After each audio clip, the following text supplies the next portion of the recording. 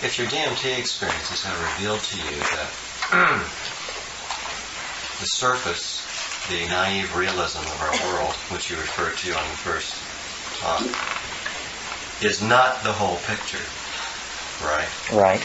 And it does not, in fact, communicate to us the important meaningfulness of life, right? It does not take from us the pain of existence and the fear of death and all these problems that all human beings have had as far as we know. Then why is visual communication the answer to these things? Why is it impossible to be deceptive communicating in a visual way? And once you have the technical problems, it's just like, I personally am an artist in many different media. And I'm sure a lot of people here are creative. And the great challenge of creativity is trying to make physical what it is that's inside. And the technology to do it, even with the problem with virtual reality is it's boring and it's clumsy and it's not a very interesting place to be. Well, it's very young. It's very young. But how does the... Well, I think the key to the answer to your objection lies in the word naive. Naive realism won't do. What we need is sophisticated realism. The world is very complicated. I don't think naive anything is going to take us very far. What we need is a very sophisticated analysis of our situation. Every artist... Well, no, that's not true, because there's music, and some people say all art aspires to the condition of music. But to my mind, the visual arts all aspire to this elimination of ambiguity from communication. This is why, I suppose, if we were to try to create a theory of aesthetic here, I would argue that sculpture is a superior mode of communication to painting, let's say, because sculpture has an infinite number of points of view built into it, while the pictorial representation assumes a single or a very limited number of points of view. What we have to do is both contact our inner reality and then clarify our tools for communicating it.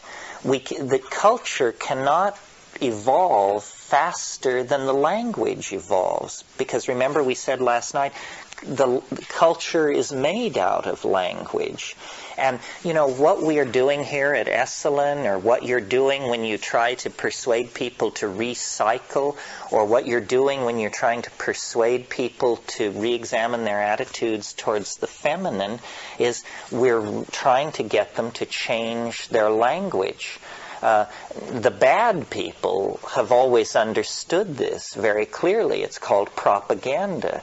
Lenin said, "Give me the child at age 7 and I will return you the man," because this seems to be how it works. What we need to do is clean up our language. There are terrible problems in English. I mean, the subject-object relationship. At least English is gender neutral. Languages which aren't are just, carry heavy freight in that department that would be very difficult to overcome. Our ultimate notice that our most powerful descriptions of reality are mathematical. Mathematics is an artificial language specifically created with the intent of eliminating ambiguity. Now, the problem is we can't all follow these mathematical languages, but we probably could if we gave it more effort. Yeah. Terence, what vocalization and telegraphy are so miserable as tools for this all-important job of communicating, real communication.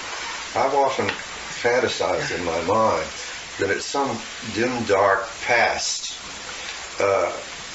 this species had a power of direct communication, that somehow was lost. So I sort of a babble concept. It was somehow lost. I probably because of the overloading of the networks. That would be one hypothesis. In other words, when you have too many circuits going, then people have to dream up other ways of talking with each other. But it's so inefficient to talk. I mean, our speech and our language is so horrible that I can't believe that this species started out with that. No, I think that language was evolved in an ambiance of nearly continuous psilocybin intoxication, and that what we call poetry is in fact clear speech, Ursprach, a language so powerful that its linguistic intent is directly beheld if you hear it. And the Babel myth is a good one. We have fallen into a realm of corrupted language. And somehow recovering this primal language is the task of saving the human world. And it's, it sounds airy-fairy. It's saying that poetry can save the planet. But very powerful bardic poetry of a sort that we haven't seen for several millennia. Well, some cats, dogs, etc., evidence the capability of direct communication over there's infinite nonverbal distances. communication, which is much more direct. In fact, schizophrenic children believe more nonverbal communication than verbal communication. A mother who says, "I love you," is, definitely schizophrenic and double-blind message, and that child will believe this versus whatever comes out of the mouth. Well, so but isn't it's not complete. It's not detailed, but we believe more what's in front of our eyes, just like you were saying. And we do have it. It exists. The problem is that we have a drive to communicate all kinds of things which can't be done that way. They're more complex. And so then we've created provisional languages. But I agree. I think that originally language was to communicate emotion. This glossolalia that I did this morning or whenever I did it, let me do it a little bit and then talk about it to make the point. Yidong wai huaxi kipipin e mundi kivi mangtiteekanklakat. Now, when you analyze that and make recordings and really analyze it, there is syntax. There is syntax, but there's no meaning. But I just did it, and I just did it at the speed of an ordinary conversation. What was happening in my brain when I did it if there was no meaning? In other words, what I did is I said to myself, take the meaning maker out of the loop, but let the language flow.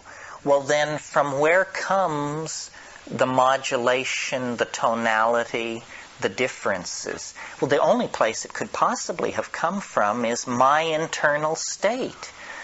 What you just heard from me was the most honest thing I've said today. Situation reflected in a verbal exercise that was not designed to convince you or impress you or drag you into my vision of things. It was simply that's who I was at that moment. Ralph Metzner and I once had a notion of giving a workshop or a weekend in which half of all utterance would have to be in glossolalia. So that, you said, well, I'm a committed Marxist-Leninist myself. However, istaksimi kwai hua mian daftikimitinkt. You say, oh, well, so he's a Marxist, but he's also this other thing. That's who he is emotionally. And then you could balance it. And you see, we suppress these internal states. We create meaning as a kind of community venture, but there's not much of us in it when we do that behavior. the paucity of words for emotions in our language is a clue to the fact that we have put too much emphasis on nuts and bolts stuff and not enough emphasis on conveying the essence of who we are. And so now we empower a special class of people called artists, and their job is to convey this essence. But what we need to do is make life into art and take upon ourselves an awareness of the responsibilities that language puts upon us. We're not going to save the world or honor the feminine or do anything worthwhile until we change the way we talk about these things. That's the first step. And, in any political agenda, the first thing they want to do is control definitions. I mean, if you define, this is what the Nazis did brilliantly. If you define someone who is Jewish as not a human being, which is what the Nazis did, they called them Untermensch, the underman, subhuman. Well, so you've changed the reality of what this person is in your mind. Now you can build ovens, deport them, put them in slave labor camps, because you've changed their essential nature by changing how you speak about them. And most of the changes we've allowed in language have been of this negative, destructive, disempowering sort. The curse of simplification, the easy answer, the glib reply. This is what our politicians, they say, well, you just cut the capital gains tax and it'll be fine. Everybody knows this is malarkey. It won't be fine. But language metaphors are being misused to delude and to keep some people on top and some people on the bottom. I think that the reason we're spending so much time on this is because I think that what psychedelics do is they catalyze new forms of language. People are still, the greatest leap forward in language evolution that happened in my lifetime was under the influence of LSD in the 1960s. And people now make fun of all of that. The concept of the vibes, the concept of grokking, the concept of an ego trip, the concept of a put down. These are all... People didn't know what an ego trip was until they took LSD. There was no word in the language for that. And notice how much energy the establishment has put into denigrating the kinds of languages that evolved in the 1960s. Yeah, it's penetrated everywhere. It's penetrated everywhere. Well, that addresses a different issue, which is the meme wars. You all know, I suppose, that a meme is the smallest unit of an idea, in the same way that genes are the smallest units of heredity. Ideas are made out of memes. Any coherent notion is a meme. Women should be respected. That's a meme. It's competing against the meme that women are worthless. That's another meme. These two memes compete in this society. One leads to believing one of those memes leads to a certain set of consequences. Believing the other meme leads to a different set of consequences. Memes evolve in exactly the same way that organisms evolve. Large ideological structures can be made up of thousands of memes. The meme of democracy is a very complicated meme. It makes certain assumptions about literacy and voting and responsibility and so forth and so on. I believe that what we're involved in here is a meme war, and that the best memes will win if the playing field is level.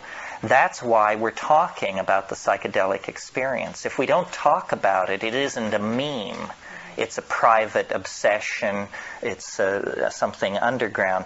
But we bring it into competition in the environment of natural selection for applicable meaning when we utter it. And that's why the beginning of any social change is discussion. Yeah. I sort of wanted to share an experience only because it's remarkably like what you were talking about. And that is, once on psilocybin, I met an entity that was right on the picture plane. You know, it was almost annoying. It was like an eel made out of some beautiful chiffon with a dog's head, you know, kind of, and looking at me. So it's right there on the picture plane. Oh, well, that's the dog-headed chiffon. It was the fact that it was so close to my face. And the other instance was walking down a spiral staircase with my plants, shoving things at me, you know, and I thought they were rude. That was my take on it, and it resonated with what you said. These were psilocybin visions? Ayahuasca. Oh, ayahuasca. Yeah, one of the things we didn't talk about this afternoon is the sort of the ambiance of that DMT state. What is the attitude of these tykes toward you? And it's a curious attitude. They are not entirely friendly, or they are not entirely to be trusted. And if you're a graduate of Irish fairy tale literature, you know that fairies are very, very tricky. That's essentially their major characteristic. And their sense of humor and their sense of comedy doesn't always dovetail very smoothly with our own. I've sort of described the tykes as piratical. They,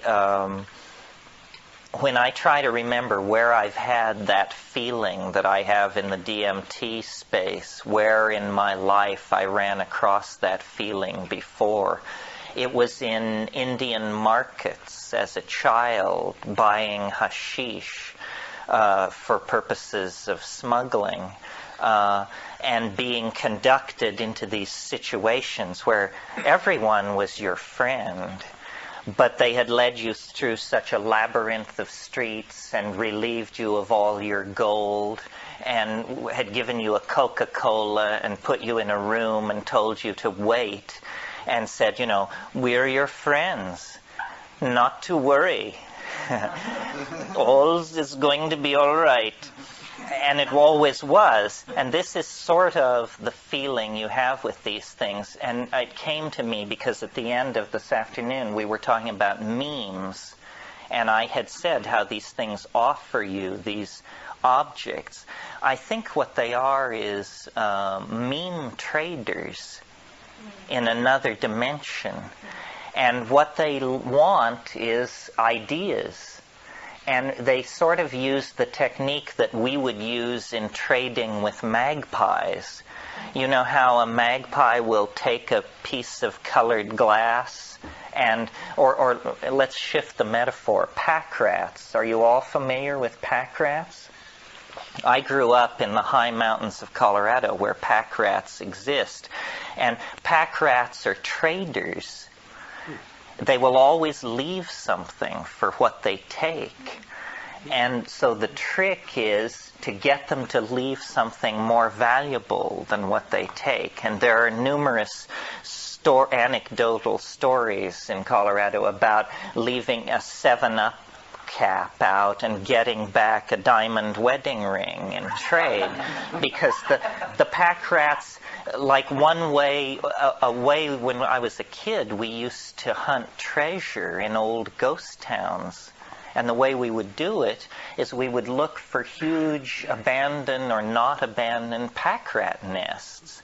And there in the pack rat nest you would discover watches, coins, jewelry, rings, and broken glass, bobby pins, bottle caps, you know, all the detritus. So the DMT creatures are meme traders of some sort. And what they're offering, these things they're offering, are the equivalent of glass beads.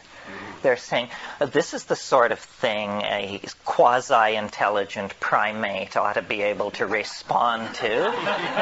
Say, how would you like this? Say, oh, wow, let me have that. And they say, well, just a moment. Can't you give us a piece of your folklore or a chunk of religious ontology or a little bit of political philosophy, and then we'll give you the bauble. And so there is a trading.